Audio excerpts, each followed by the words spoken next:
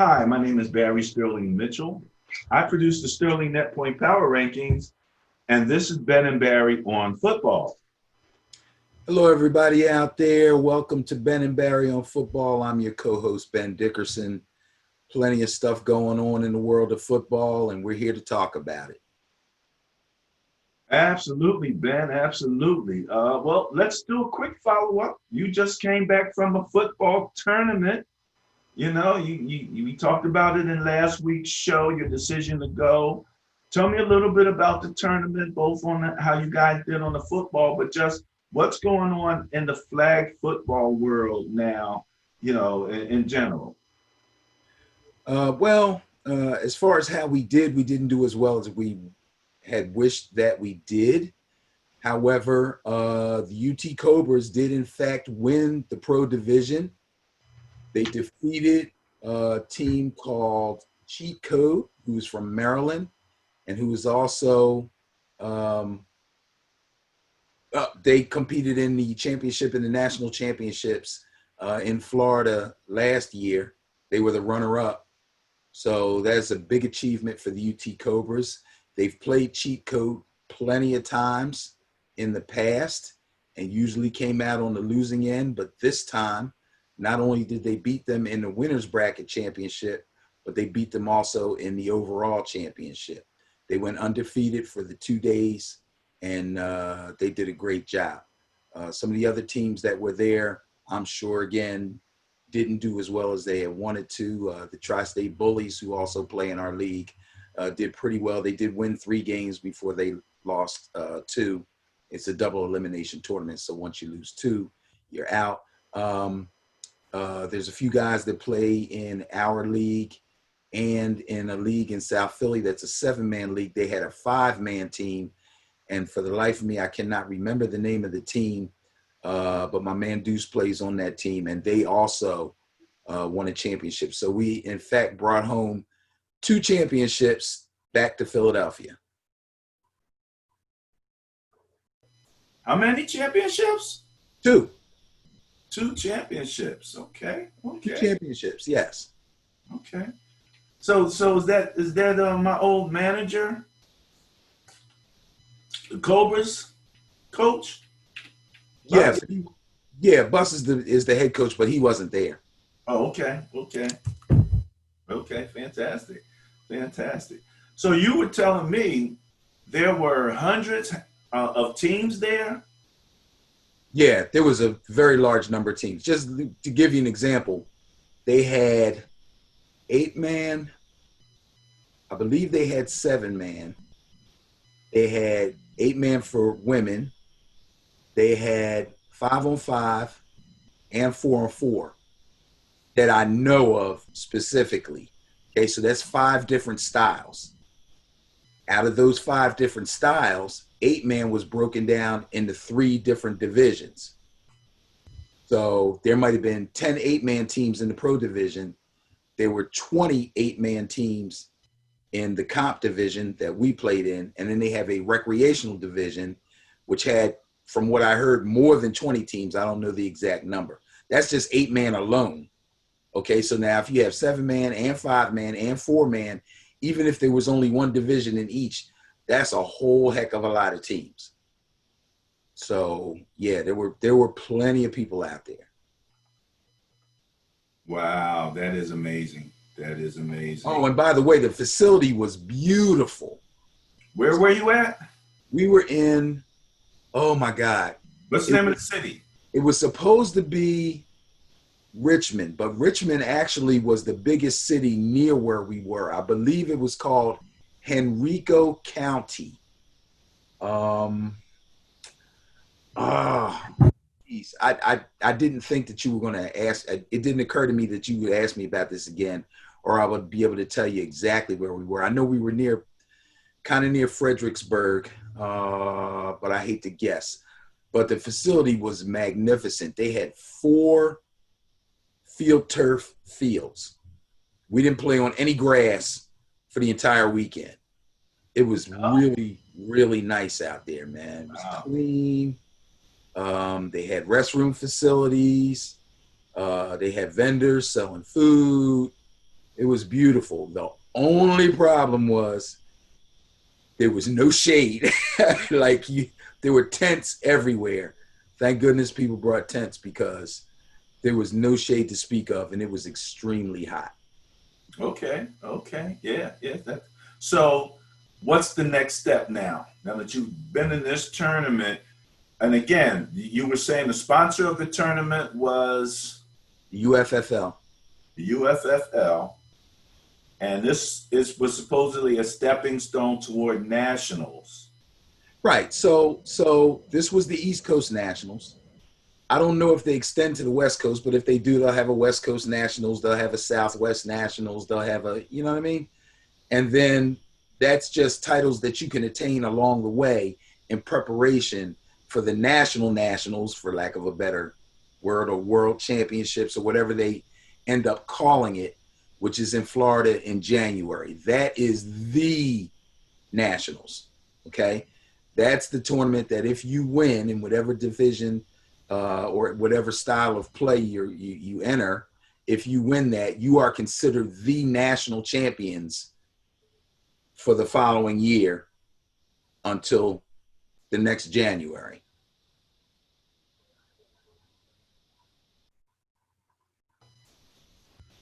Is there any money on the Yes, table there is here? money. Yes, there is money. So if you win the national championship, what do you get? I forget what the purse for that was. The purse for what we just came back from was $1,000. Okay. Okay. Okay. All right. Awesome. Awesome. All right. Anything else on that you want to say? Not really. I just want to say would just say that it did my heart good to see Philadelphia well represented. It was good to see the guys because, we haven't had any league play. So I've only basically been around my players. So it was good to see players from other teams that we're familiar with down there. Everybody got a chance to kind of commiserate and talk and see what was going on. We weren't all in the same hotels. We were in various hotels. So when we got to the field, it was a chance to meet up with your buddies that play on other teams and things like that. It was good to see some of the guys from the Washington, D.C. area that were down there. A lot of legends from back when I first started putting the Philly Noles out on the road and the Road Warriors. A lot of those guys were just there to watch. Some of them are coaching. Some of them are reffing. These are all guys that I remember coaching against and playing against back in the day. If you're talking about you playing against, that was a Rough Touch though, right? Yeah, that was way back to Rough Touch, yeah. You say legends, you're talking about legends from the Rough Touch League who are still around as it's transitioned over the flag. Yes, legendary guys from the Maryland, D.C. area. They were always good. That were playing back then. They were always good. That's why I call them legends, okay? So now, they're old now, like me, so they're either coaching or they're refereeing. A lot of them have moved up into the referee ranks. There were quite a few referees from the Maryland area. But again, Maryland is considered one of the hotbeds of flag football and was one of the hotbeds of rough touch football back in the day. So it makes sense that you get the better players from that area. You're going to get the better referees from that area too, because the guys have high football IQs. So I wasn't surprised to see that, That's a surprised asset to all of that play. And these guys are refereeing for the UFFL? Yes. Awesome. All mean, usually what the UFL does is wherever they have a tournament, they usually get the referees from the best ref groups in that particular area, wherever they happen to be. So we're in Virginia. The Maryland, D.C. refs are the best refs in the area, so they bring them down. I'm sure there were refs from Virginia there also, but I saw quite a few from the Maryland area. Now, that Maryland area, when you say ref groups, so there's a league down there, right? When we played, I'm sure they came out of a league. What league is down there? Do you know? There's several leagues. I don't know if the old Eli League is still in effect, but the DM, oh gosh, I hate to mess it up. DMV FFL, I think is the name of the league. I think that's the major league down there. That'd be the Delaware, Maryland, Virginia Flag Football League. You know, they call that area the DMV. Okay. Delaware, Maryland, and Virginia all connect. So, yeah, the DMV FFL or the DMFFL, that's the major league. Awesome. Awesome. You know, we played against them, and I didn't know what league they were coming out of for sure. It's like, these guys are coming up from Virginia. These guys are coming up from Maryland. We're going to play them, and that's all I remember. Yeah, the major league back then was probably the Eli League. Eli? Okay. Yeah, ELY, Eli. Okay. Okay. Awesome. Awesome. All right. We're going to move on to the next subject matter, which we will draw from our Facebook page. Ben, we got a whole bunch of stuff we got to run through. A few things we'll try to talk about a little more in depth.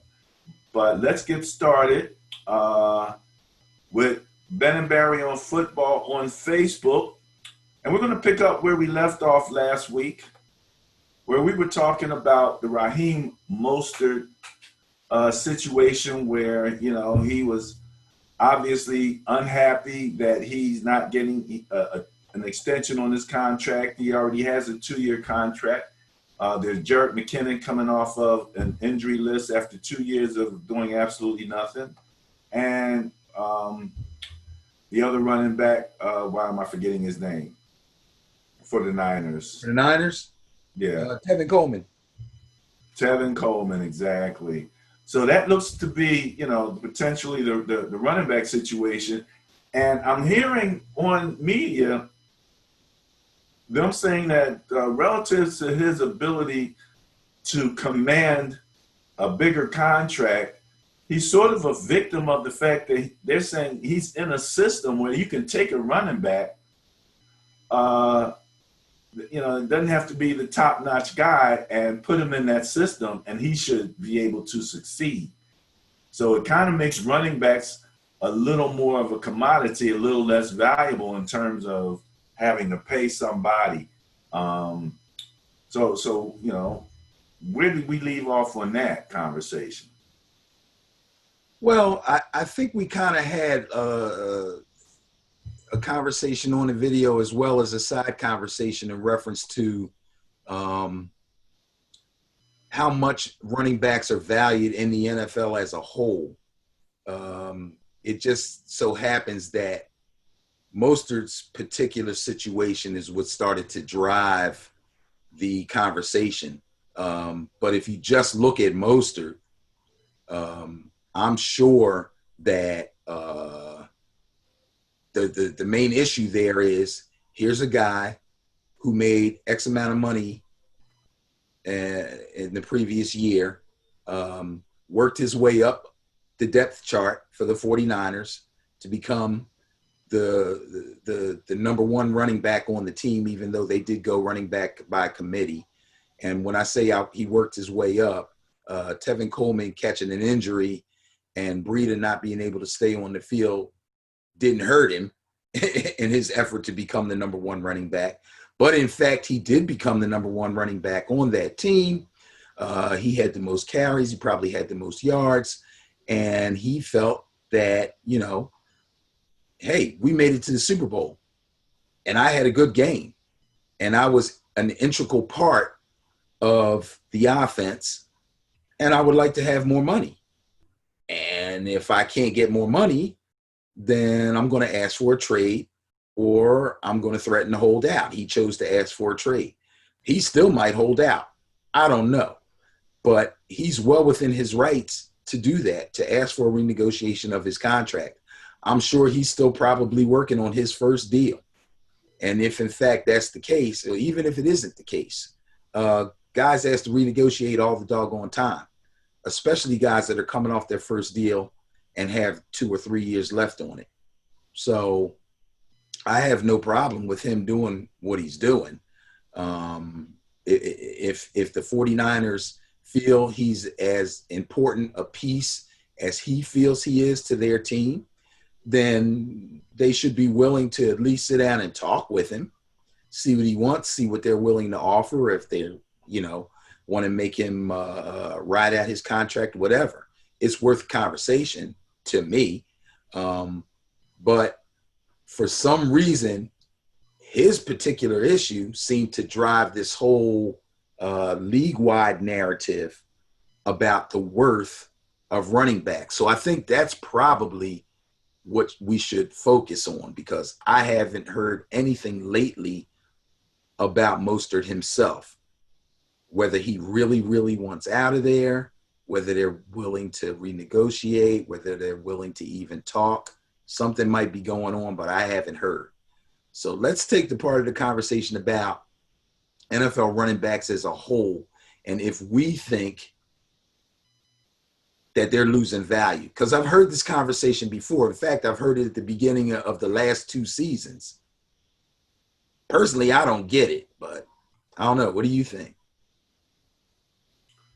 There was something I was reading, and they were talking about the contracts of your top running backs.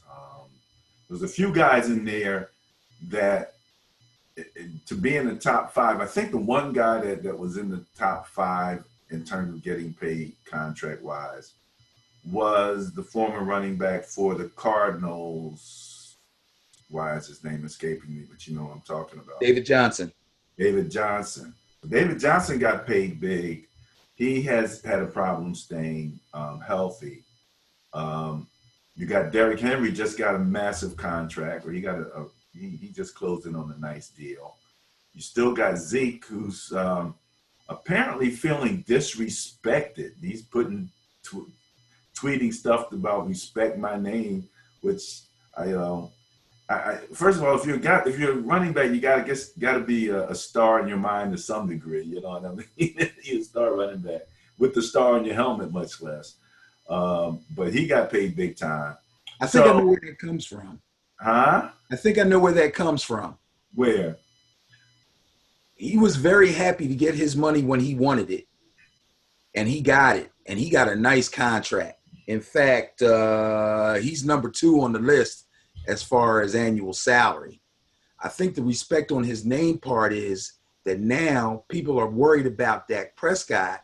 And what they're doing is they're going back and said Jerry Jones had no problem paying Zeke. Why won't they pay their quarterback? And they're kind of saying they put Zeke or the ability for them to pay Zeke so quickly when he asked for a renegotiation and drag out the Dak thing doesn't make sense to them, because, the quarterback's supposed to be your best player, your most important player on your offense. So now people are kind of like sideways dissing Zeke, saying he got his money, how come Dak can't get his? Or if you hadn't given Zeke so much, maybe it wouldn't be such a big problem to give Dak his. Why he's taking that personally, again, I don't know. These guys are young. Dude, you're making $15 million a year. What is the problem? I'm looking at your top running backs right here. Christian McCaffrey's actually coming out number 1 at 16 mil. Then you got Ezekiel 15. Le'Veon is up there. Now that's a guy who held out. He's at 13 mil. David Johnson, again, he's now with the Texans at 13 mil. Derrick Henry, it says 12.5. Now, I don't know if that's including his new contract. Yeah, it is. Okay, all right. So, and then you have Kenyon Drake at 8.4, almost 8.5. He was a surprise with the Cardinals, really came in and did a great job with them, and I guess made David Johnson expendable. Melvin Gordon is the guy who we're saying, he took a chance on himself. His contract thing didn't work out, but now he's with the Broncos, and he's at 8 mil. Saquon, 7.7, almost 7.8, coming in at 8. Saquon's one step above Leonard Fournette. at 6.7, and I'm going to go down a couple more here. Leonard Fournette at 6.7 plus. Austin Eckler at 6.1. Todd Gurley, 5.5.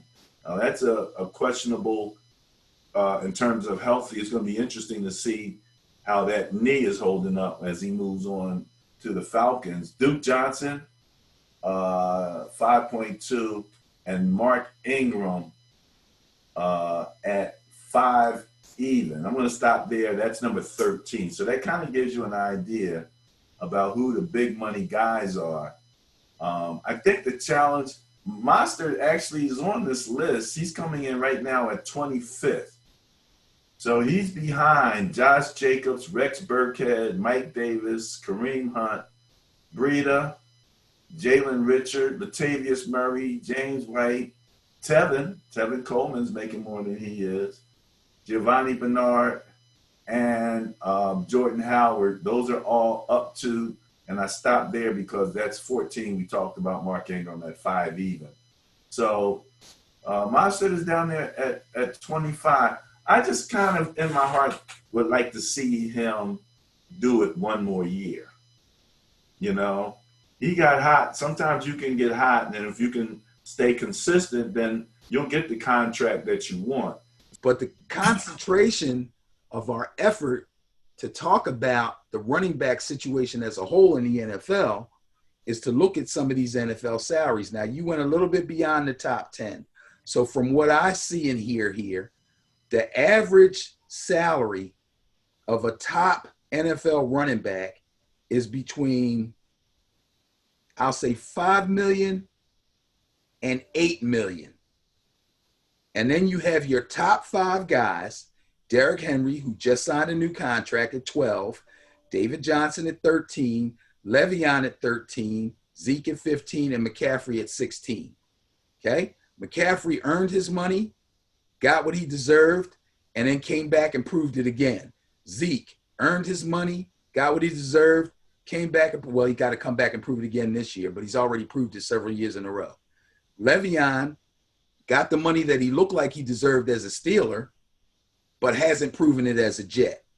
David Johnson got his money after a great year, and as soon as he got his money, he got hurt. Then he came back and got hurt again. So whether he is going to earn it, he's still got to earn it. Derrick Henry started slow, got better, and better, and looks like the workhorse that he's getting paid to be. That's your top 5. They're the only ones that are in double digits.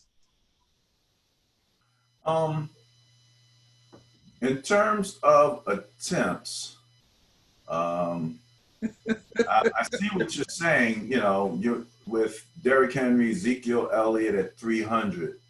Nick Chubb is right there with them, and Christian is right below that.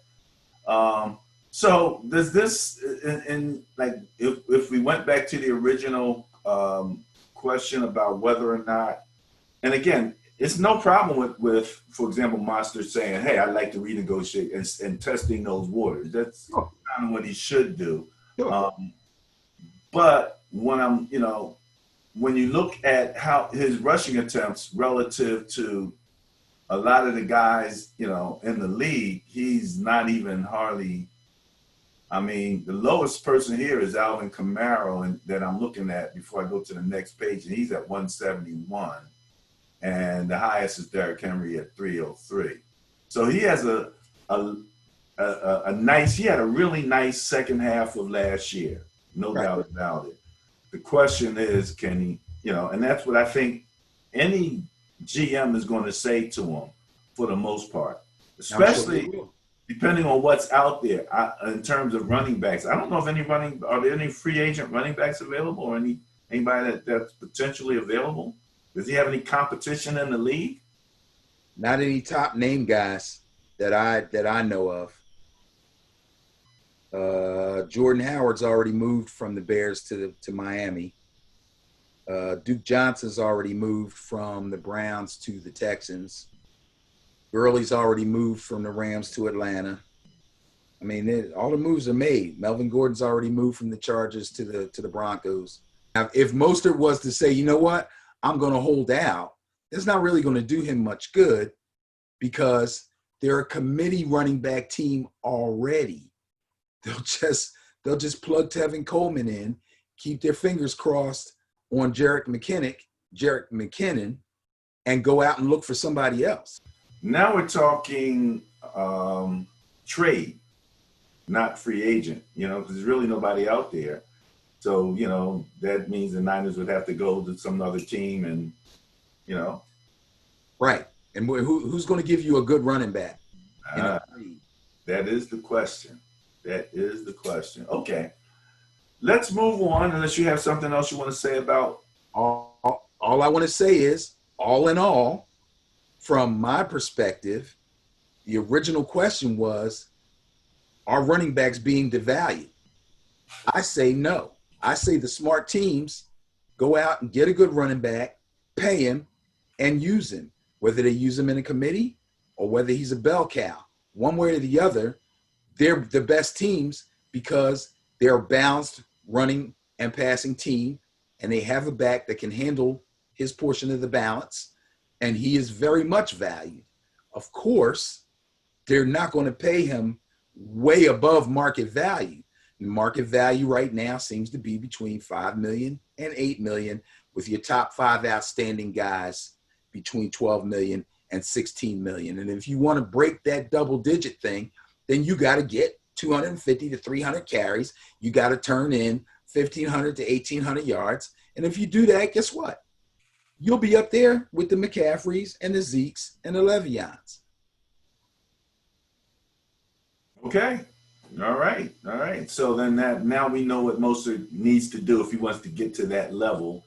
But he got to get them carries up. And right now, I think he'd be happy to be in the average level. I'm sure he would be happy with an $8 million a year contract. He would, if he's asking for more than 8, he won't get it. But if he's asking for something between 5 and 8, I forget what he's making. He's down around 2 or 3, I think. If he asks for between 5 and 8, he'd probably get it. It's funny. He is actually sandwiched at 2.9. Exactly. He's right below Josh Jacobs at 2.98 and one step above Carlos Hyde at 2.75. Right. And Carlos Hyde is getting paid what he deserves because he's a backup. He's a third down back. Okay. And Josh Jacobs, that's probably his rookie contract he's still on. So Mostert's like, yo, I got to be making more than this guy. I mean, yeah, he's good, but my team went to the Super Bowl, and I was an integral part. I deserve some kind of an extension just on that alone. And I agree with him. Get a man $5 million. Funny, Dalvin Cook is 42 at 1.58. Yeah, and I think that's a new contract. Oh, matter of fact, he has threatened to hold out this year. Has he? Yes, he has. Jerick McKinnon is at 1.1 and Darius Geis is at 1.1. Well, neither one of them have played in 2 whole seasons, so they can't ask for more money. They're just collecting checks, nice checks right now. But you're saying Dalvin's thinking about holding out, eh? Yes. If you look at his numbers, I would bet without even looking, he has better numbers than Le'Veon, better numbers than David Johnson. Probably. When they say devalued, as I'm looking at some of these contracts, and again, you're saying that the midpoint is 8. But I don't think that's the actual midpoint. That might be the midpoint of your top 20. But as you go down, you start to really get a larger number of running backs who are down. Those dudes don't play. Those dudes don't play. I can't count the guys that don't play. Well, that might be true, and I don't know if all of these guys, when you say don't play, they're on the roster. So they're when you start to average in salaries and comparing to other positions, that's probably what's dragging the salary average down, because you have a lot of guys on the sidelines that maybe are not playing, they're secondary guys. But when you're looking at the overall contracts, Tariq Cohen, $758,000. Is he still on a rookie deal? Probably. Now that's dragging it down. But again, he's Yeah, but he plays. yeah, no, that's But what he's I'm a saying. third down back. He's a third down back. So so the way that they're being used now, especially with the propensity to go with running back by committee, you can see why that would also bring the salaries down. And Right. that's what they're facing. That's what Mostert's facing. That reality of the game. That's So the nature of the position and the nature of the business. That's just the way it is. You could look at the wide receivers. You could do the same thing with the quarterbacks. If you count every quarterback, there's 32 teams, so it's 32 quarterbacks. Then you got 32 backups. What is that? 64. You look at all of their salaries. Never mind the third string quarterback, which almost every single team has. Just take the starter and the backup, and then do the average. That makes Mahomes look even way better money wise. That's why I said I'm only going by the guys that are actually contributors to their team. all right. Next up, let's see what we got here on Ben and Barry on football on Facebook. Ah, yes, it's always fun to watch the rookies respond to their new Madden ratings. And they got them all here. I haven't had a chance to look at all of them, but like you got Jalen Hurts there with an 86 speed rating, Justin Herbert, and you got my man, right there, former Niner quarterback, who's talking to him. So the game is going to be out soon. All of the teams are now, starting to pull together their ratings. It's interesting how much dissension is out there, man. Some of these guys are looking at some of the fans are looking at him. Now, okay, he got an 84 rating in play action. I only bring that up because that's how deep they get into every aspect of their game. Whether or not they're even good at running play action has a rating. There's so many ratings across the board. One of the things I like about the game, and that database is amazing. However, the EA representatives have to make that decision and that call on their ratings, and consequently, it generates a lot of conversation. So I know you're not a Madden person. Didn't know if you had anything that you saw there you might want to mention. Yes, I absolutely have something to mention, and it has nothing to do with being a Madden person. I don't play Madden. I like to watch other people play Madden.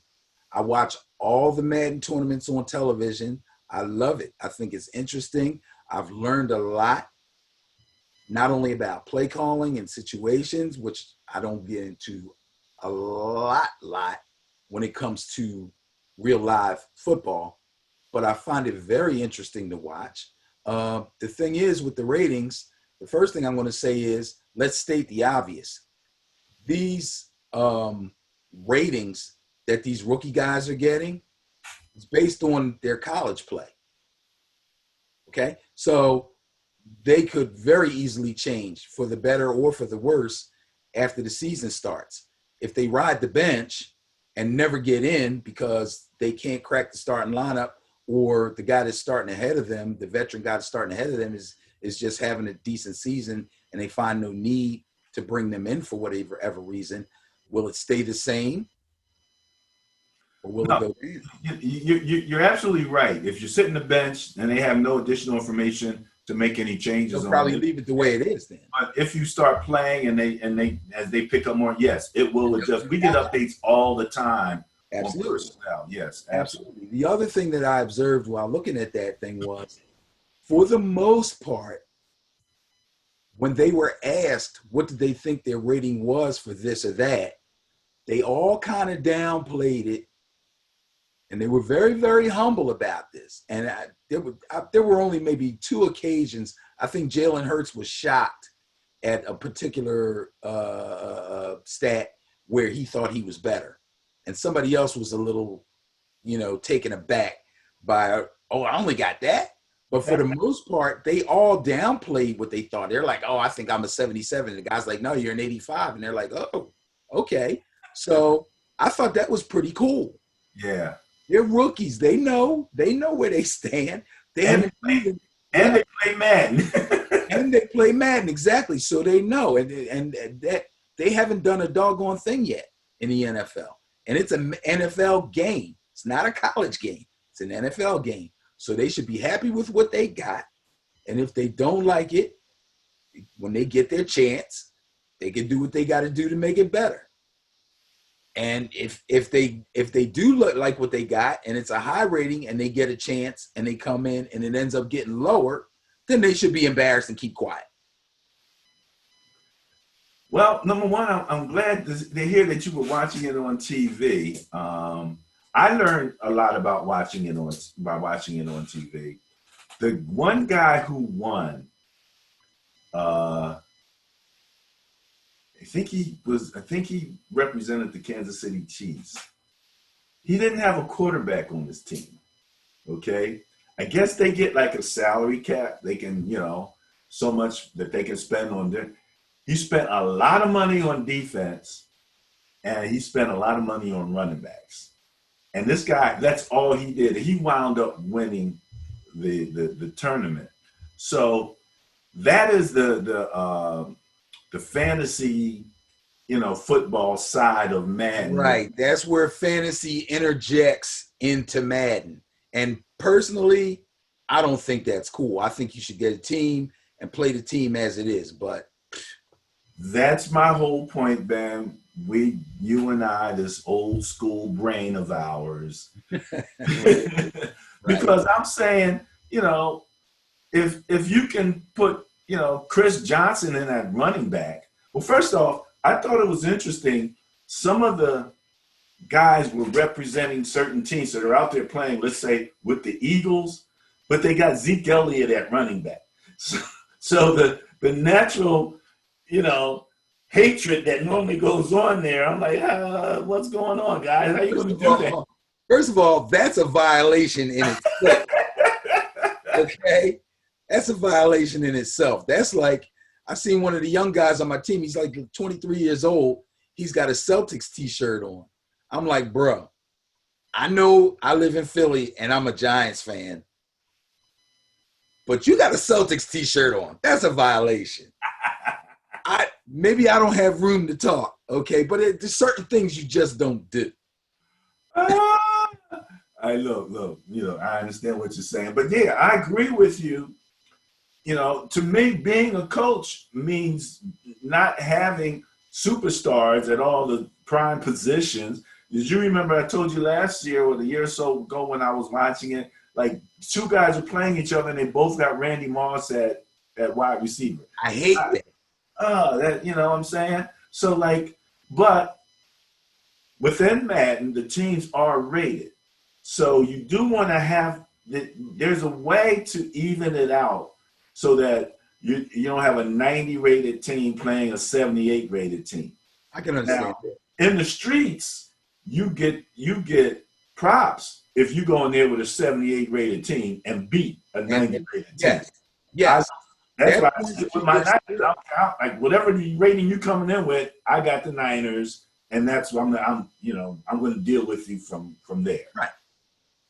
So I have no problem with that because that shows your true skill.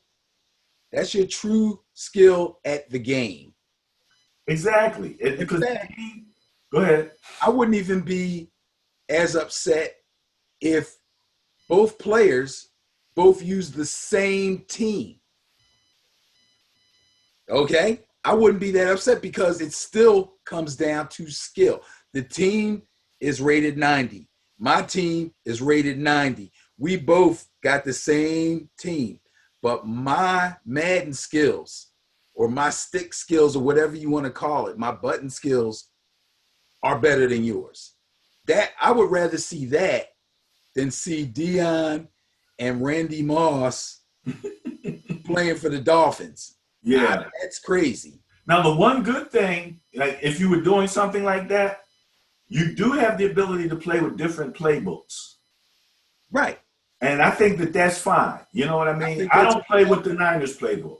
I Okay. think that's fine. That's fine. You know, I don't play with, but I agree with you, you know, and that way it's equal, there's an equal level playing field there in terms of your team. Right. Right. Sometimes I think there might even be a setting where they can mm, average out all the ratings, and even though you might have, but I don't think that's the same. If you got Derrick Henry, I wouldn't want his strength and speed reduced because the other guy didn't have a good running back. You No, know, no, just be the no, same. that wouldn't be fair. That's your strength. That's what you go with. There's a weakness somewhere, you Yeah. know. And so just to wrap this up, who was it? And we said this on a previous show. The coach that said he can take Hizen and beat urine. And he can take urine and beat and beat Hizen. I think it was Bum Phillips. That sounds like a Bum Phillips. That sounds like Yeah. that's real coaching right there. And I think that's the type of game. And so the other game that they're playing, I don't even know how to get into that mode. I don't even mess over in that that ulterior realm there. So what can I tell you? Yeah. All right, that was fun talking about Madden ratings, and all the good stuff that comes along with that. We got about a month or so before the game comes out, Benny. About a month or so, and then that game will be. Roy. All right. What do you think about the banning of the jerseys? They're not going to let you switch jerseys. Do your little jersey exchange at the end of the game. We got a number of COVID-related things that are happening. And the other thing that's happening when we're talking about leveling the playing field, I think Philly already announced that they're not, whatever happens, they're not going to have anybody in the stands. But not every NFL team has said the same thing. So as far as the 12th man is concerned and whatever advantage that would give you, that's an interesting scenario where the NFL itself is not coming in and saying if one can't have fans, then nobody can have fans. They're not saying that. So, I don't know, for example, if Philly would not have fans, but then you go into Seattle, and we talked about going into Seattle when what that would be like with no fans in the stand. That thing has been designed to amplify the sound, and now all of a sudden there's no fans in there. How much of how that would change the whole competitive atmosphere of playing there. But if they do have their fans and the Eagles can't have their fans, I think that could have an impact, maybe even in the net points at some point. There is a possibility that it could have an impact. And the fact that some teams are announcing that they will not have any fans, and some other teams are trying to figure out whether or not they're going to implement a plan where they have 25% capacity, 50% capacity, whatever they feel is safe in their stadium where people can be distanced.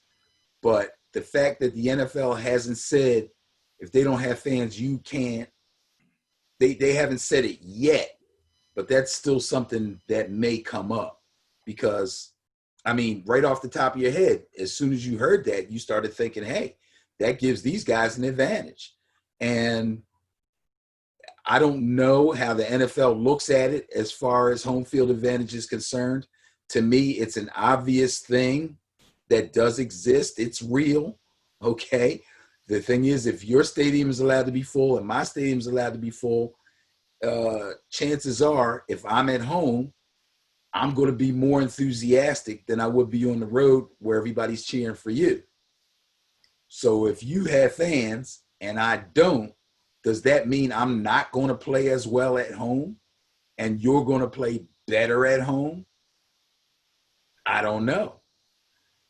So, like I said, the NFL hasn't said anything about it yet. Maybe they will and maybe they won't. The bottom line for Philly, since we're here, is they've taken a stand. I don't think the local government is telling them that they can't have fans. If they are, that I don't know about it. I could be wrong, But I think the organization has taken the stance that we don't want anybody getting sick, thinking they got sick, not social distancing the way we expect them to, our ushers running around trying to separate people. We're not going through that. So we're just not going to have any fans. That's the stance they've taken.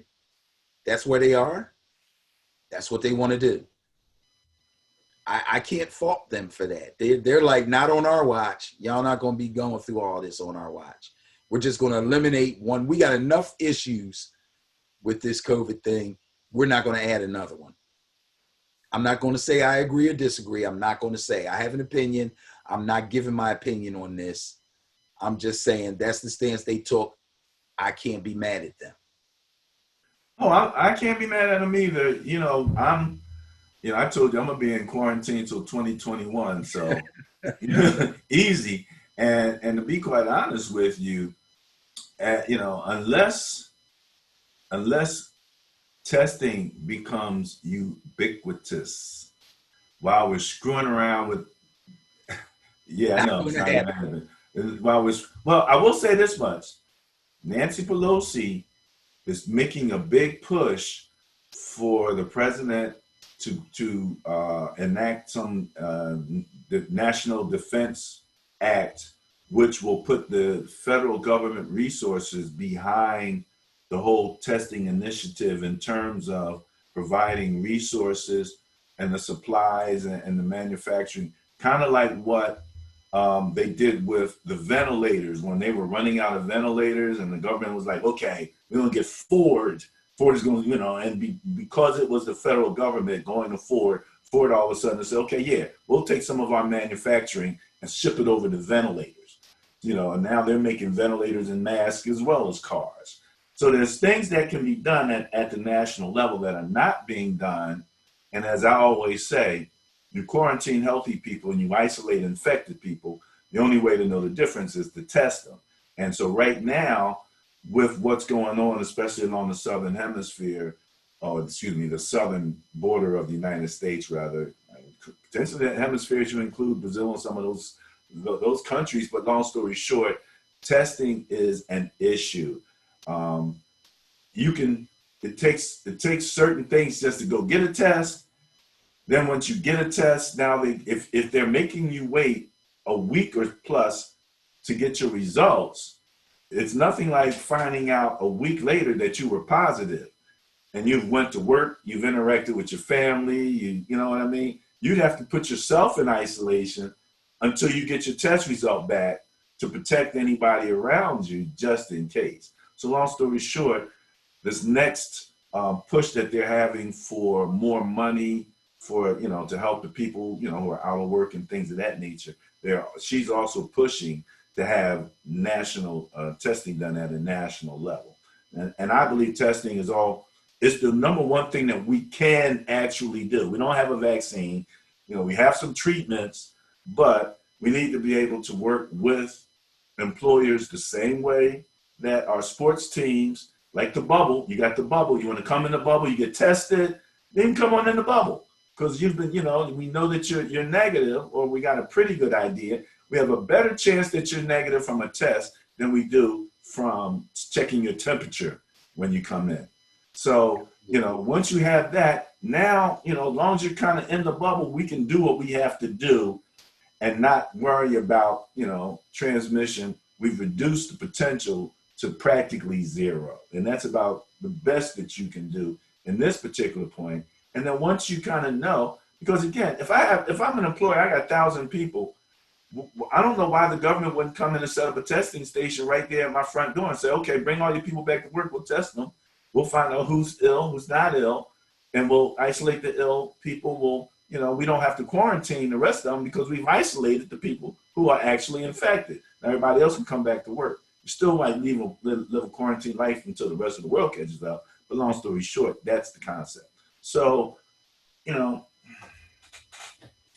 Well, not to delve too far into politics, but what you said about Nancy Pelosi, that's a wonderful thing.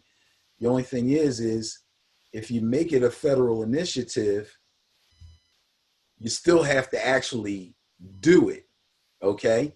There was a time when there was an outcry about not enough ventilators and not enough tests.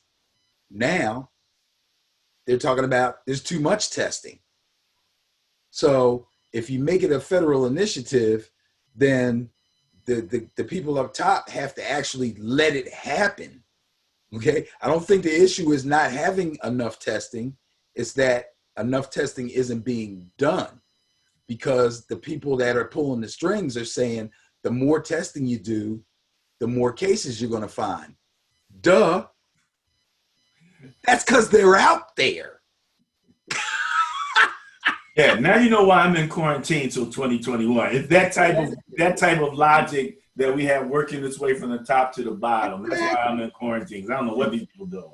Right. And then on the basis of the general public, if you set up testing outside every big business and you test everybody and you separate the people that have it and tell them to go isolate themselves, and the people who don't have it, you tell them, okay, you can come to work. Those people still have to go home and practice being safe, because otherwise you're going to have to test every day or every week, or, you know what I'm saying? Because once the people leave the job, you don't know what they're doing. Well, you know, you're absolutely right, but that's why it takes a federal level initiative, because if you do need to test on any level of a routine basis, once a week, you know, whatever, you know, and again, that's why I said, even with testing, until the numbers get down to a certain level, you still have to kind of quarantine, but at least you know at point zero, I'm, you know, negative. You Yeah. know, I'm clean. I'm good. All right. What was coming up here, and I think what kind of kicked this off a little bit. I want to mention. I watched your boy Tiki Barber on the Tiki and Tierney show, and you told me you watch it all the time, right? Yes. Okay. I really don't. And again, they don't just talk about football, even though Tiki Barber was a football player. You know, they talk about a lot of different stuff. But Tiki did a segment on the lack of black GMs and assistant GMs. And as far as I was concerned, he got elevated to hero status. Because the bottom line is that the color line in the NFL changes when the decision makers for that title is top to bottom, or owner on down. So if you're hiring a offensive coordinator, or if you are drafting players, that's coming from your GM pretty much and your coaching. So if 70% of your players, you know, are people of color, African American or whatever, then that hiring that's who they've hired. So you can't say, well, you don't have enough black football players. You can't say that at all. Right? But when the hiring changes from the owner, and his job, and as the owner, he's going to hire the GM, and the GM is going to hire the coach. So that authority is top down. And so what happened was, even, you know, as I was listening to him, I'm like, well, number one, Tiki, I got to give you kudos for even going there, because we all know that the owners are pretty much Trump Republicans. And so once that happens, you know, then what does that tell you? You know, and I think it's what's his name on the show with Molly, First Take. Right. Yeah. You talking about Max Kellerman? No. I know Nick Wright. No, what's the name? The brother, black guy. You said First Take. Yeah. You talking about Chris Carter? He's not on there anymore. Oh, not First Take. Who's the guy with the big mouth? Everybody loves to hate. There's a lot of big mouth guys. His name will come to me, but he says, I don't hate the Cowboys. I hate Cowboy fans. Shannon Sharp. Nope. Swagoo. Okay. All right. You know, Don't worry about that. at It'll least come come. up with the right show, and then It'll I come. come up with the It'll person. come. But my point is, he keeps saying how quiet the owner of the Cowboys is. With Yeah. all of the stuff that's going on in the social movement, you're not hearing a peep from this guy. And I think that that's probably to some degree to be, when if you look across all 32 teams, it's probably more true than not true, you know? And it also brings up the point in a lot of situations with corporate America and those people where a lot of these people, they donate to both parties indiscriminately, almost like that's just the cost of doing business. I don't care if you're Democrat, Republic, you know. So there's no actual valuation of the people that they're giving money to. It's just this is just the money as we dole it out, and I think that that's becoming problematic in today's time. You know, as highly partisan as we are with the discussions of racism, and that's what Jamel Hill pulled out in this article. She said the NFL can't fight racism when the owners are supporting Trump, you know, because he is their hero of the racist. He's their hero. And I said it, so I'll say it again, you know. That's why she left ESPN in the first place, is because she was speaking out. Now she has a forum to speak out. But it was just interesting that I heard that same story, one from Tiki and then the other from Jamel Hill, you know, in that same week. And I believe that it's true. And that's where you're going to have a problem because, as we said before, the NFL corporate office is one thing, but every team, that's a franchise. They're not even a normal franchise. They're much more independent than an average, like a McDonald's franchise. They do what McDonald's says for the most part. But these guys all have their own opinions, and they're somewhat independent. And I think the classic example is probably the Patriots owner, because one minute he's supporting Meek Mills, and next minute he's got his arms around Donald Trump. So you don't know, we don't really know where your heart is, but we kind of understand that in the big business world, that's kind of what people do. Exactly. And I think that that's coming under scrutiny now in today's time. And that's mainly the point of that conversation. The thing is, it can come under scrutiny all it wants to, but that's their business. That's the way they choose to run their business. You can come at them for doing something or being a way that you don't agree with or something that you don't like, okay? For all Donald Trump's faults, and he's got plenty, okay? If an owner of a football team puts his arm around Trump and professes his support for him, are you going to stop being a fan of that team?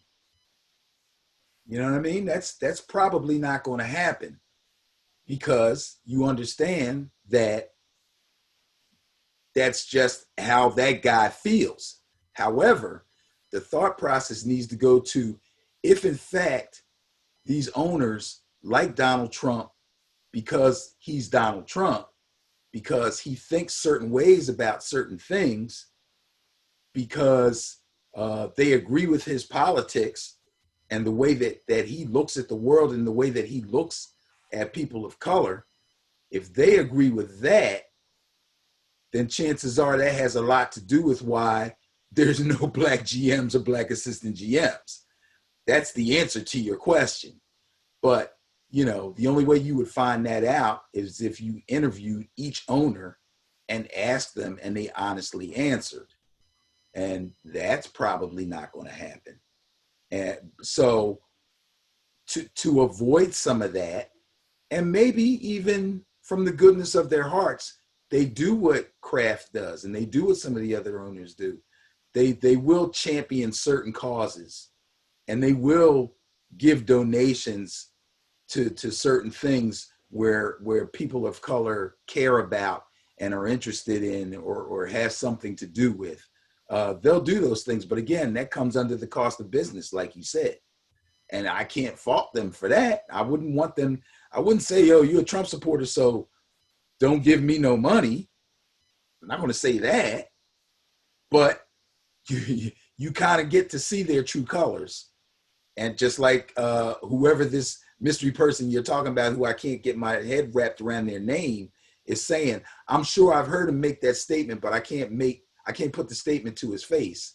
But the fact that Jerry Jones is being so quiet, oh, that's definitely on purpose. There's no doubt about it. As much as that guy likes to talk and as opinionated as he is, he's smart enough to know that I'm staying away from this. You will not hear me utter Black Lives Matter one way or the other. I'm not getting into that. I do not want that smoke. And he's probably smart to be quiet. It makes people look at him sideways, but he kind of knows that if I say what I want to say, he don't want to lie because people will see right through it. And if he says how he really feels, it's going to have a negative impact on him. That's the way I look at it. So he's just being quiet. And sometimes when you're talking about people like him in situations like this or like these, being quiet pretty much tells the story. Okay. I was trying to find out the person. This is going to be funny. As soon as I say this name, you're going to be like, "Oi!" Stephen A. Smith. Oi! How could we not remember Stephen A. Smith? You know? What do you do now? No, he was the one that says, oh, he's yes. Our owner's not saying anything. Yes. And you're right. It's not that I don't like the Cowboys. I don't like Cowboy fans. He says it all the time. No, wait, that's not a oi. That's a doi. Yeah, I know. Like I should have. Yeah, you're right. What can I tell you? What can I tell you? All right, let's move on to the next subject matter. We're going to scroll down. Oh, Genie Christmas, the Washington team that needs to change their name has decided that they are going to change their name. They put out this statement. They announced that the commencement of a thorough review has begun, and so they're looking at another name. We talked about some other names. Dee Snider and Coach Rivera working closely. So we'll just stand by on this, let them do their thing, and we will celebrate them when they change. All right, this is from last week where we talked about, does Kaepernick really want to play football? Let's move on to some more contract news. Oh, man. My man, Myles Garrett, set to pass Khalil Mack, $23 million. Now, look, we were talking about how low the running back average salary is, man. But if you're a DN, you're commanding $25 million, you're making more than the running backs on the squad for the most part. Well, when you think about the hierarchy of importance to particular teams, and let's just, since the GMs are pretty much responsible for doing all the drafting and the hiring and the trades and who we pick up in free agency and this, that, and the other, quarterback's number one. And this list, I might not be 100%. Everybody might not agree. Quarterback's number one. Pass rusher is number two. Left tackle is number three. And then you start talking about running backs and wide receivers. Okay? So, makes sense. Money-wise, I do. Yeah, he's a monster. Khalil Mack is a monster. Those guys, they change everything and make your offense have to account for them. In Madden, one of the things I had to learn how to do was to adjust my line. When you're just playing as a kid, you just go out there and you're playing, right? But you have the ability to identify the mic, so you know who your Sam is, and then you can change your blocking scheme to double team, particular player, or the shift left or the shift right, depending on whether somebody's coming off the edge. So there's a whole lot of stuff going on before that clock runs out. And then a lot of times they have an accelerated clock, so it's really not a 40-second clock. It's like a 20-second.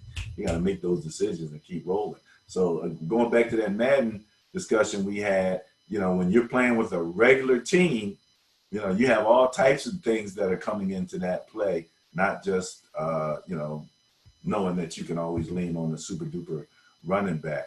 But yeah, that's a whole part of that. I want to move on, Benny, to the next thing. Have you heard about the new face shields? Yes. Whoops, I think I just kind of messed that up, but let's go back a little bit to that. So here you go. What do you think about these? Well, I didn't delve too closely into it. I noticed that the upper portion of the shield is the normal visor that looks like that everybody can wear, that you can get in different colors or whatever. The lower part, it looks like there's like 3 different versions of it. And I'm not exactly sure. It's not just a shield like the top portion. It looks like it's got little ventilation vents in it or something. Yeah. To make it a little easier for you to breathe. So I'm assuming that there's something in that lower portion that would allow you to breathe freely, but still block things like droplets and what have you, which carry the virus from one person to another. And if in fact that is the case, until I hear from a player who's put it on and tried it, I would think that they're kind of on the right course. Yeah, anything that you can do to make it a little more safe, that's a small thing. But I think that it's a small thing to do, but it can have a big impact, in terms of keeping people safe and not transmitting anything if someone does actually get through, on the testing and wind up being positive. So I thought it was a good thing. I just wanted to make sure that we brought it up, give you a chance to mention it.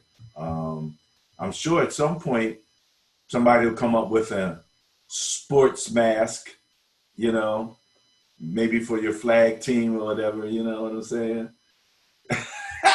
I don't think anybody really cares that much about flag football, but well, from the numbers that you were telling me of the people that were out there, there's a lot of people playing the game. Who want to continue to play the game, and if they wear gloves, right? Let me put it this way: yes, they wear gloves, but most guys don't wear mouthpieces. And if you remember when we played, mouthpieces were mandatory. Okay, so a lot of people don't wear mouthpieces, and a mouthpiece can actually stop you. I'm not going to say 100%, but can actually stop you or help you not get a concussion. So you would think that people would want to wear mouthpieces, but they don't. So, somebody comes up with a mask, playing football with something over your face, I don't care if you can breathe freely or not. Doesn't sound like fun to me. It sounds like it's cumbersome, and it's something that I would be constantly touching and adjusting. And if in fact I am constantly touching and adjusting it, then I'm kind of taken away from what the mask is all about. It's funny you mentioned this, and I'm thinking to myself now, I told you I was having a little back and forth with somebody on Facebook about the side effects of wearing a mask. And the guy was getting into all these theories, and this doctor said this, and this guy said that, and you people are sheep, and you need to stop listening to this, and why are you paying attention to so-and-so?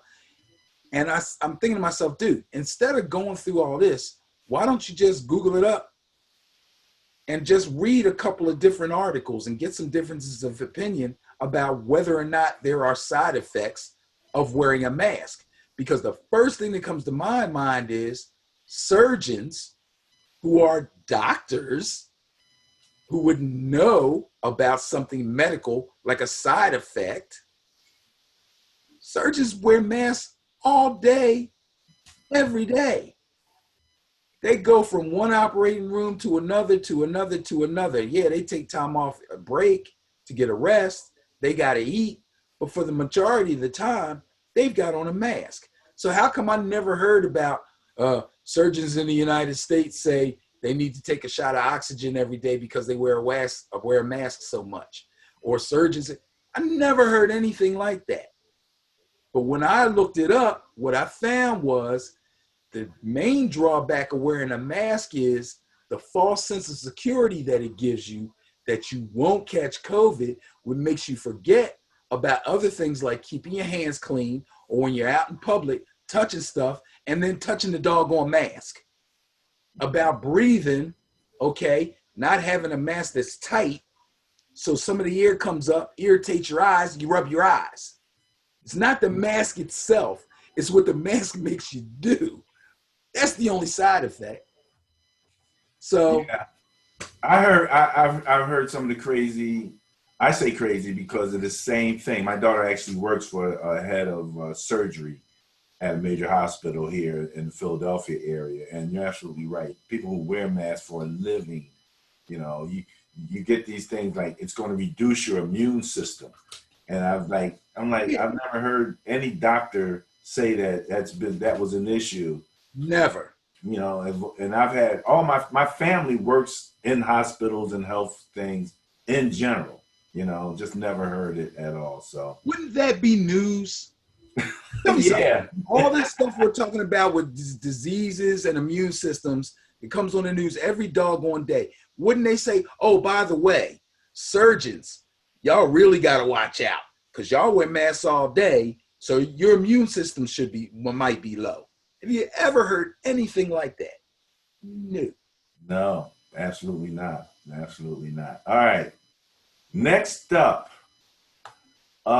this came across. This is pretty new in terms of hitting the news, and this is Kenny Stills facing felony charges after being arrested during protests for Breonna Taylor.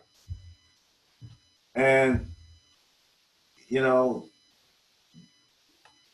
let me just read what I put here because this will help with it. Protesters are facing some differing legal tactics from local, state, and federal authorities.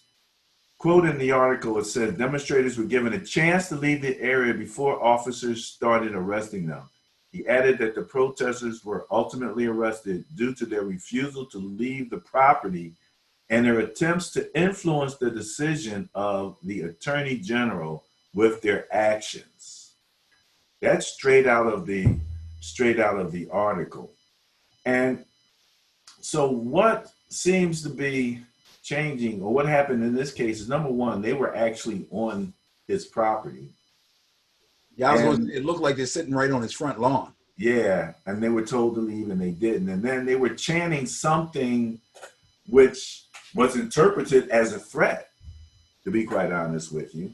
Okay, could have And been. so normally I think that peaceful protesters that have been arrested are charged with misdemeanors, but they're charging them with felonies. Kenny Kenny Stills is making really nice money. I looked up his contract. I don't. Let me see. Did I include? I thought I added some of that information to the post, but let me I just. think you did. I believe when I was reading it, there's something like that was in there. But For some reason, I'm not seeing it when I'm looking here. But in any event, he's one guy who at least can afford an attorney. You know, some of these other people, I hope they're getting some help legally because I'd hate to see them dealing, you know, with a felony situation. Um, they were peaceful, general. I mean, they weren't really, you know, doing anything. But it's one thing if you're on a public street. It's another thing if you're on the private property of the attorney general. And the Breonna Taylor thing is slightly different than some of the other ones. George Floyd was more direct. We saw what happened. Um, this was a massive bungle in terms of the police. You know, the guy that they're looking for was already in custody. I don't know who they were looking for, but it sounds like they were, the way they came to that house, it sounds like they were looking for Al Capone or somebody. And then it got even more confusing when the boyfriend, you know, unloaded his gun toward the cops, and now they're shooting back. And in all of that dysfunction, Breonna Taylor just, you know, gets massacred in there. But I don't know how much was of that was dysfunctional versus police abuse per se. I don't know how much of that was dysfunction versus abuse. And so when you're looking for criminal charges, you know, I think the Breonna Taylor's situation is going to be more complex for, you know, for criminal charges to be applied on the police. That they're more potentially going to be able to sue civilly and sue the department, as far as I could see, because, you know, that's kind of what happens. A lot of these cities and these departments are putting out a lot of money because the individual officers have the qualified immunity and you can't sue them personally. So, you know, a lot of money is coming out of the pockets of the taxpayers because of this, but it sounded like a massive bungle. It definitely was a massive bungle. Communication within the department itself was a leading cause of this. If the guy was already in custody and they knew they sent somebody out to investigate an address where this guy was supposed to be, there was no need for that because they already found the guy, which means they already had the right address. I don't know how bad a person this guy was supposed to be, but I did hear that the address where he lived or where he stayed or whatever was an address where drugs were supposed to have been delivered. A significant amount of drugs was being delivered to this guy's home, and that's what made him a target. So I almost can understand why you want to surprise him so you can catch him and get the drugs. Problem with the no-knock warrant is you don't have to knock, but if you're going to take a battering ram and knock the door down, once the door is open and you come in, the very first thing you want to do is identify yourself as police. Because if you're in the wrong house and you immediately identify yourself as police, maybe the boyfriend doesn't fire off the warning shot. If you you know what I'm saying? And if you knock down the door, enter the premise, and immediately identify yourself as police, and people go, "Oh, it's the cops," and start shooting, you know you might have the right place, and you can fire back. I know it all happened really fast. You know what I mean? I'm just saying, like you said, I agree with you. It's a massive bungle from the beginning to the end.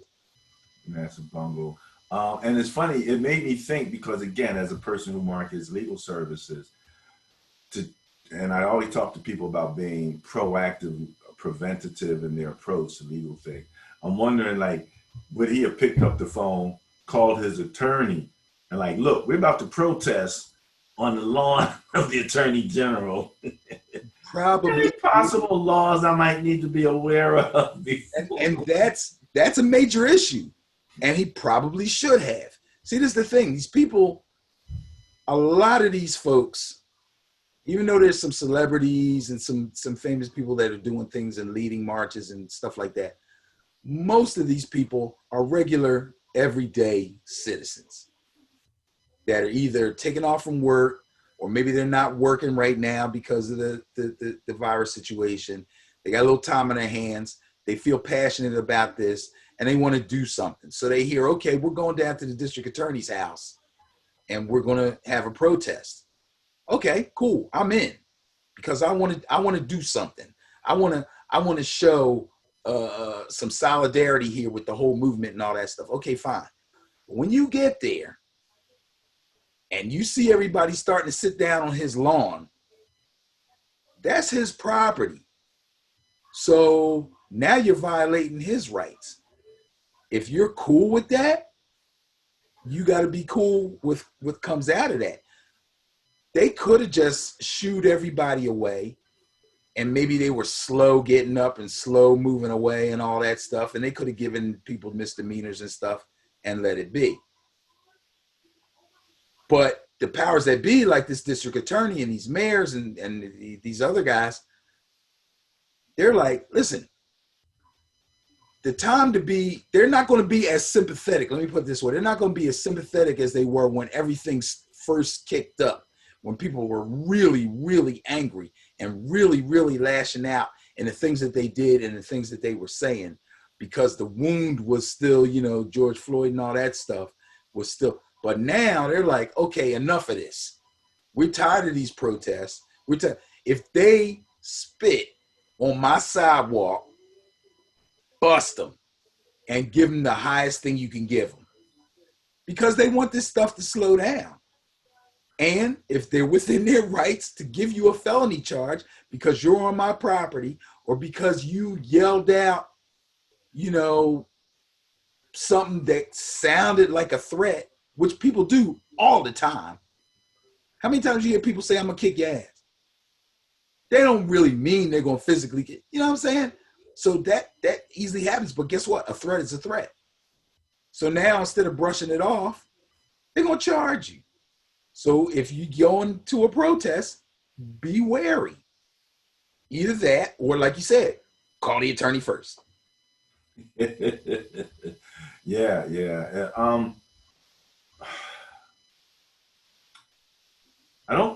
I think that they're still allowing a lot of the protests. We're going to see something akin to that here in the Philadelphia area. They've got an encampment where they're protesting housing, and it's somewhere near downtown. And they've been telling the people, okay, you're going to have to break this encampment up. You're not going to be able to just stay down here like that. And the people are saying, we're not moving. Kind of like the Seattle thing. Kind of like the Seattle thing, yeah. So, you know, that's going to happen. And again, protests, you know, I think everybody somewhat still supports protests. It depends on what you do with it and how you protest. Like you said, if you're going on people's personal property and things of that nature, then that's a challenge. You know, that becomes legally iffy, legally questionable, you know, or you become more legally liable because you've done something like intrude on someone else's location. So, it's going to be interesting, but I only bring it up because, again, there was a football player involved. If he's charged with a felony, if he gets 5 years, which I think was one of the potential outcomes, and you're within contract with the Texans, and they're looking for you because you're the speed guy, you're the one that's supposed to, Ben, take the top off the defense. I hate that. Take the top off. You ain't taking the top off of nothing because you in the federal pen right now. Then, you know, that'll be an interesting second legal issue that might come up. Because if you're under contract and you're doing these protests, you do have, you know, I don't know whether the NFL, there's a female basketball player who was talking about, she tried to opt out of her contract because she has, what's the disease? Lyme disease. And she was saying she takes like 64 pills a day just to get through the day because they would not let her opt out. So you never know with these contracts how the leagues or the owners or the teams might react in some of these situations. We shall see with Kenny Stills how that works out. The other guys, you know, there's been a lot of people who marched in protests and things, but they were marching down a public street, you know, and right. they were not being violent. And right. For the most part, some of them might have had the police as part of their escorts. You know, it was like you said, during that time when it was like, okay, we understand, do your thing, protest, you know, get your steam off, you know, and we'll talk about what's next from there. So, like I said, the Breonna thing is very complicated anyway, but I think most people think that those police officers that were involved shouldn't be on the streets, you know, again. But if they were giving bad information, you know. So, all right, we're getting ready to wrap this puppy up, man. I got things to do. I don't have any place to go, and I'm not seeing any people. So I ain't got no place to go, but I got things to do. I got things to do here. Let's talk about our boy Dak for a minute. We've talked plenty about Dak. We actually theorized that he would probably wind up on a franchise tag. We felt it was very Kirk Cousinish what was going on here. But one of the things that I think I didn't get right was I was thinking that Dak wanted a longer term deal and the Cowboys wouldn't give it to him. But as I'm understanding, it's the opposite. They wanted a longer term deal and Dak wouldn't give it to him. So that kind of confused me a little bit as to what Dak ultimately was trying to accomplish. Maybe you know a little bit more about that. But he's taking a franchise tag. He's going to make 30-some million. And he's saying, I'm happy to be a Cowboy. Let's go. Let's go win a Super Bowl. You know, his attitude seemed to be very positive. And maybe, you know, Kirk Cousins called him and was like, dude, don't sweat it. Take the money. Go out and have some fun, play some football, you know. And if you do anything decent, that next contract could be the bomb. I think I kind of talked about this on our last video last week, but I didn't have, I wasn't exactly sure what the difference was between what Dak wanted and what the Cowboys wanted. And when we talk about what the Cowboys wanted, we're talking about two people, Jerry Jones and Stephen Jones. But it seems that they want to sign him to a 5-year deal. I believe it was for $100 and something million over 5 years, with a good amount of it guaranteed. No, it's probably, let me not do numbers because I'm not exactly sure.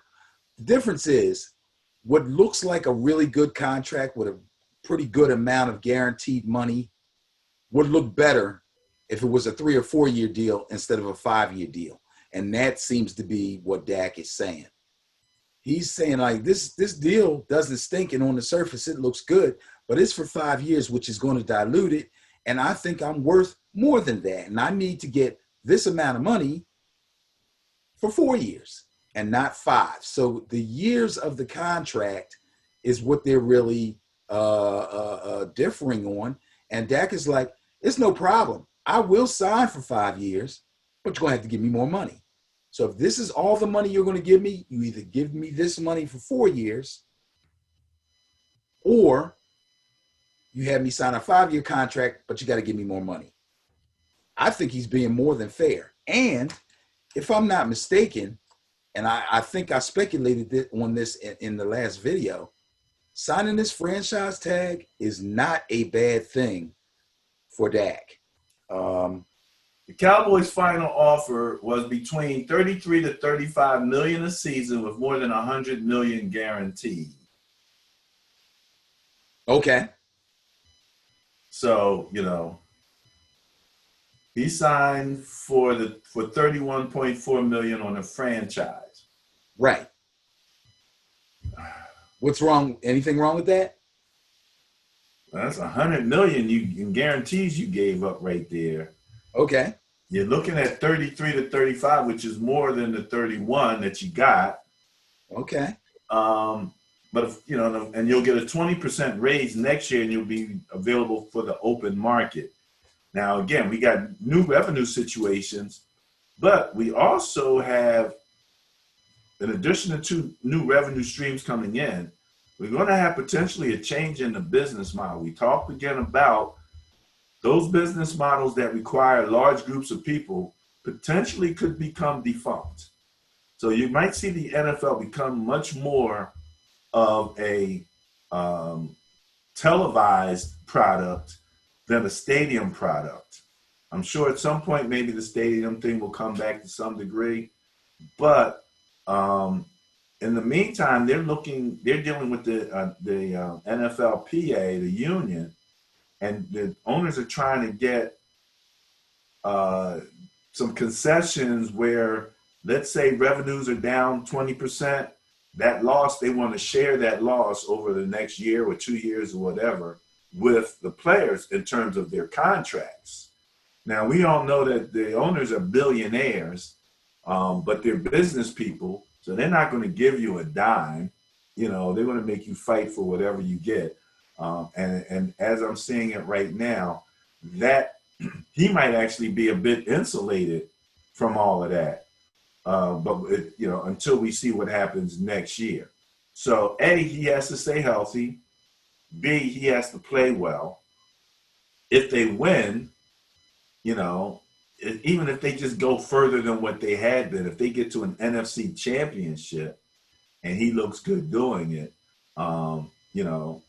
he could be looking at a really nice contract, or, and then there's another thing. People are trying to say that there's a premium to being a Cowboy quarterback. That's right. That's right. There is. I don't know why. Well, I know why. I don't agree with it, but there is, and it always has been. It's just like, why is everybody making a big deal about CeeDee Lamb wearing number 88? Because Michael Irvin wore it, Drew Pearson wore it, Des Bryant wore it. It's tradition. It's a big deal. It's Cowboy number 88. That's a big deal. So, this is my thing is, I don't think he hurt himself at all at taking that $31 million. Because guess what? If they tag him again, if we go through this all over again next year and they tag him again, he's going to make 37. Guess where 37 million puts him? In second place behind Mahomes. Because that's 1 year though. I mean, that's 1 year. He can't make less, though.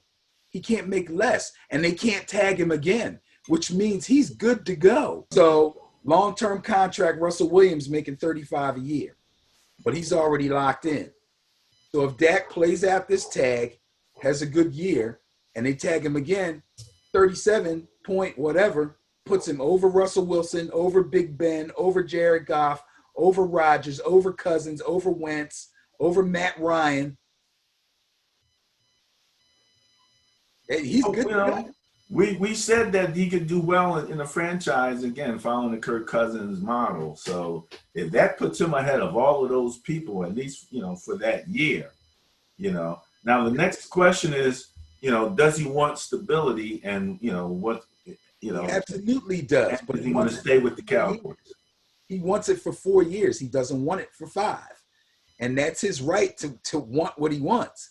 And if they tag him this year, well, they've already tagged him this year. If they tag him again next year and he has a good year and stays healthy and his numbers stay up and all that, regardless of how bad or good the team does, because I think the team is going to at least make the playoffs, probably win the division this year and next, and at least win one stinking playoff game. But if he's doing his thing, then now the Cowboys have to decide. We know we have a great quarterback, or a really good quarterback. We've already professed our love for him. He has already professed his love to stay a Cowboy for life. Do we act on this and give him what he wants? Or do we say we was lying the whole time and let him go on the free market? Trust me, somebody will give him what he wants. If they let him loose, he will get what he wants. All he has to do is stay healthy. All right, there you go. Words from on high. All he has to do is stay healthy. He got to stay healthy and keep his numbers up. And keep his numbers up. Right. But I don't see his numbers going down. They got a good team. They do. He would have to go into a serious funk. Like he would have to go into like a baseball slump. Like a 0 for 54 slump or something. That's not going to happen. As long as he stays healthy. He's a pretty consistent character, and he's not a guy that goes off the rails. He's pretty. Yeah, he's a leader. He's proven to me that he's a winner. I'm not a Cowboys fan, and Eagle fans are probably going, Dak with Dak. I don't care. They're and guess what? this is his first year with a new head coach. Who knows? He could blow up. This system that McCarthy's bringing in is a proven system, bro. I.e. Aaron Rodgers. And I'm not saying Dak is Aaron Rodgers. I'm saying this is a proven system. And they have weapons. I don't see how they can play poorly. I just don't. It could happen. Anything can happen. I don't see it happening. One of the things we questioned last year was defense. Yes. As being a weak that won't thing. Yes. If defense isn't up to par, that's not going to help him, obviously. We shall see. We shall see. Okay, that was the big news. Yesterday was the signing day. A lot of contract work probably got done further down the line that we don't have time to go into right now. But congratulations to Dak on taking that $31 million and being happy about it. And I am looking forward to see what they're going to do in terms of the season, in terms of having people in the stands, in terms of preseason, and whether or not there'll actually be a season. Because again, at this particular point, the COVID situation has been mismanaged to the point where you got spikes. You have a much business in the business channels. They're talking about needing a much longer horizon to get this thing under control. Whereas they thought maybe it'd be over with by the fall. Now they're easily talking 2021 and having to battle it through the fall and into the next year. So it's going to be interesting to see what happens. All right. Final comments? Just real quick, going back to the helmet situation and the so-called lower part of the visor. It's funny to me that, first of all, we're talking about football, okay? A contact sport, the ultimate combat contact sport. Excuse me, I always say it's not a Collision contact sport. Thank you. Collision sport. Yep. Okay, collision is that next level over contact. Oh, yeah. Because basketball is a contact sport. Exactly. Yeah, I got you. I'm with you on that. Now, so, okay, fine. We can't avoid that.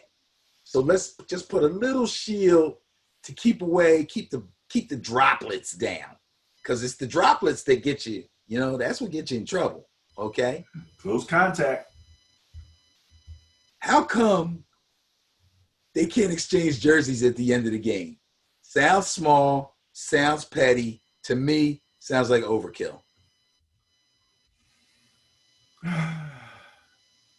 I've been touching you all day. I've been touching you all day. That'll probably come under reconsideration once, Okay. once things, because again, if everybody's tested and everybody's coming up negative and then you're playing, the potential to infect someone has been minimized. So once that's realized by the league, they'll probably go, yeah, we don't care about the jersey so much. That's not a big deal. Maybe they'll relax on that rule a little bit once they've been able to see that they can play the games and not have any massive breakouts within the players. So, let's see how that works out. I'm sure fans are going, why is it a big deal that you exchange jerseys? And the players are going, why is it a big deal that we exchange jerseys? You know what I mean? Like, the fans are probably saying, just don't do it. And the players are probably going, why the heck not? So it might seem small, it might seem petty, but that's what's going to happen when you have situations like this.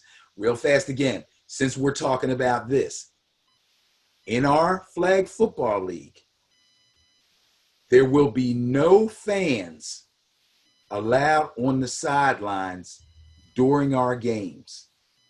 Most teams in our league have about 25 players or less and 1 or 2 coaches. During your game, when your team is playing, no one will be allowed on the sideline but your players and your coaches. No fans, no wives, no girlfriends, no kids. Anybody that's watching the game, meaning fans, girlfriends, wives, kids, and other teams that are waiting to use the field when your game is over and they come on to play have to be at the ends, the far ends of each field where the baseball diamonds are, okay? And they have to watch from basically from where the end zone seats would be. There's no seats, but you know what I mean? Bring your tent, bring your chair, whatever. You got to post up behind the goalposts, in behind the end zones to watch the games. And when your game is over, you got to pack up your stuff and get off the sideline so the next team can come on. I think that's smart. And I think that's a good precaution to show that our league is kind of into this and we're not poo-pooing this whole COVID thing. If we're going to be allowed to play, I think we should at least go with that. Now they're asking that at the end of the game, you know how you do the handshake line at the end of the game? They're asking that we don't do that. They want us to line up and go by and just say, good game, good game. I don't know. I didn't ask about elbow bumps, but they don't want high fives, handshakes, or hugs.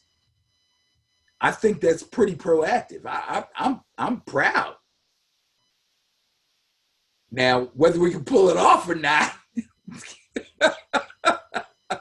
we'll have to see, because I'm sure there's people that come to our games, they'd like to be on the sideline standing next to me. I'm calling plays, and some random dude with a beer in his hand is like, Coach, they're not covering the out. I'm like, who are you? So, you know. That was me. Oh, yeah. Well, you can't do that no more, bro. Oh, man. I love your input. You're going to have to shout it to me from the end zone. So, I mean, that's the world we're living in. And that's, you know, at least we are taking precautions. And we don't exchange jerseys because they cost too doggone much. And we just regular dudes. You know, we're not NFL dudes. We can't get a new jersey every week. All right. I'll just throw That's out. all I got to say about that. I'll just throw out our hashtag, which I don't normally do. So I'll do this and then you have last word. Hashtag on, especially on Facebook. And again, you can visit us on Facebook. Let me do the share. Let me do the share, Benny. And make sure that everybody knows that they can find us on Facebook at B&B OF. You can find the Sterling Net Point Power Ranking at Sterling NPPR. And when there's some points to rank, we'll be popping right there. We are on Twitter at B&B on Football. And we are on Instagram, again, at Ben and Barry on Football. What's our Instagram logo here? Profile. Let me look at the profile here. Here we go. Ben and Barry on football.com. And the hashtag, especially if you go to Facebook and you see any of our posts, you'll generally see football is life. That is sort of our motto here on Ben and Barry and Football. Ben, let me stop this and we get back to a regular screen. Any last words? Last words? Of course. Go Noles.